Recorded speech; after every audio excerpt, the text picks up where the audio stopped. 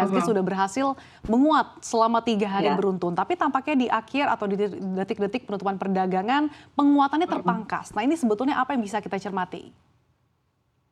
Oke, ini biasa ya, setiap kali kita mendekati level 7.000, tuh kesannya IHSG-nya rada-rada nervous, ya kan? Nah, apalagi sekarang ini apa yang, menjadi sentimen market. Kayaknya mungkin di pekan ini kita menunggu data inflasi lagi sih yang penting ya. Hmm. Inflasinya Amerika terutama, bukan bukan inflasi CPI, tapi ada satu acuan khusus, favoritnya inflasi yang disukai oleh The Fed itu namanya PCE Index, Hmm. Personal Consumption Expenditure Index. Ini akan jadi acuan nih kemana inflasi Amerika berikutnya gitu ya. Dan tentunya juga akan memberikan arah apakah benar-benar inflasinya mereka tuh sudah terkendali atau enggak. Dan sepertinya mereka juga udah untuk FOMC meeting di bulan Desember udah hampir 100% price in kalau mereka nggak perlu naikin suku bunga lagi gitu. Nah, mudah-mudahan data inflasi PCE index ini akan mengkonfirmasi keyakinan tersebut. Jadi PCE yang nanti akan menentukan ya, bukan CPI Mhm. saja ya Ciliza ya dalam hal ini. Iya, iya. Mhm. Mengenai PCE dan CPI ini mungkin sedikit saja Sasa, karena kan sebenarnya apa yang diperhatikan oleh pelaku pasar adalah mengenai tingkat inflasi di Amerika Serikat yang sepertinya juga menjadi momok dan Mhm. laggard gitu ya untuk pergerakan pasar keuangan Indonesia Iya. selama ini. Nah, Ciliza, kita ingat pada bulan Juni untuk tingkat inflasi Mhm. Amerika Serikat itu pernah menyentuh level yang sama seperti sekarang di 3,2%. Tapi di bulan Juli kembali mendidih ke 3,7 sampai akhirnya sempat membuat pasar terutama emerging markets juga sepertinya kena dampaknya. Kita ingat IHSG terkoreksi dalam di bulan Agustus Mhm. dan lain-lainnya. Apakah Iya. mengenai inflasi ini di 3,2% ini sudah menjadi level yang tercipta secara fundamental atau mungkin kita bisa mengekspektasikan inflasi ini masih akan mendidih kembali seperti yang terjadi pada bulan Juni lalu? Kayaknya waktu bulan Juni lalu tuh ada surprise ya di angka ketenagakerjaan mereka kalau nggak salah. Kalau saya nggak salah ingat, khususnya itu yang namanya non-farm payroll, ya kan? Itu naik di atas ekspektasi jauh gitu. Nah, eee, tapi kenyataannya, data-data ekonomi AS belakangan ini, memang menunjukkan kondisi yang dituju oleh, The Fed, yaitu mereka berusaha untuk menciptakan dalam tanda kutip resesi ringan, yaitu namanya soft landing. Jadi mereka tuh maksudnya memang sengaja untuk sedikit menciptakan resesi dalam arti supaya tingkat inflasi ini terkendali gitu.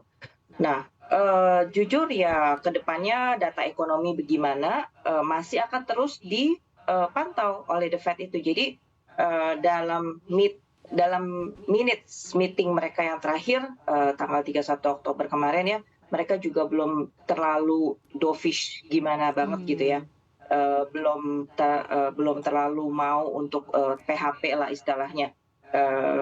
Mereka masih tetap membuka kemungkinan untuk, kalau perlu dinaikin lagi suku bunganya sambil memantau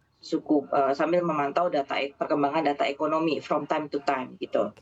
Nah, tapi kalau misalkan ini Desember bisa direm lagi untuk ketiga kalinya, wah ini sih akan membuat sentimen bullish banget gitu ke market.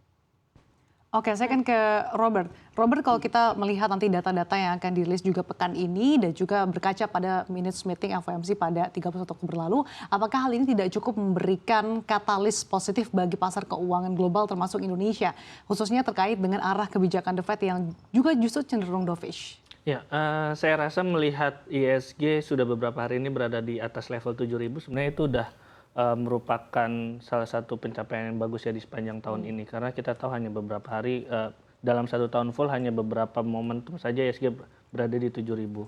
Saya rasa itu udah menjadi salah satu booster juga buat ISG. Karena kita tahu ISG ini sebenarnya geraknya cenderung sideways. Itu selalu kepentok di angka 6.900, kemudian 6.900 sekian, di 7.000-nya itu jarang. Dan sekarang sudah mampu bertahan, saya rasa memang ketika The Fed kemudian lebih sifatnya mungkin lebih calm down, itu akan membuat pasar saham menjadi optimis, investor menjadi optimis. Kalau kita cek ke data historis, memang ketika The Fed lebih memilih menahan suku bunga, itu akan berdampak kepada pasar saham, itu akan harganya akan pasar saham akan lebih optimis. Terlihat dari misalnya S&P dari beberapa tahun kebelakangan, beberapa tahun ke belakang ketika The Fed mulai menahan suku bunganya, itu kenaikan pasar saham bisa sampai 40% lebih. Begitu juga dengan ISG, karena memang ISG kami lihat memang trennya kurang lebih sama kayak pasar luar ketika The Fed lebih menahan suku bunga. Saya rasa itu yang bisa menjadi salah satu trigger untuk pasar saham mampu untuk lebih optimis.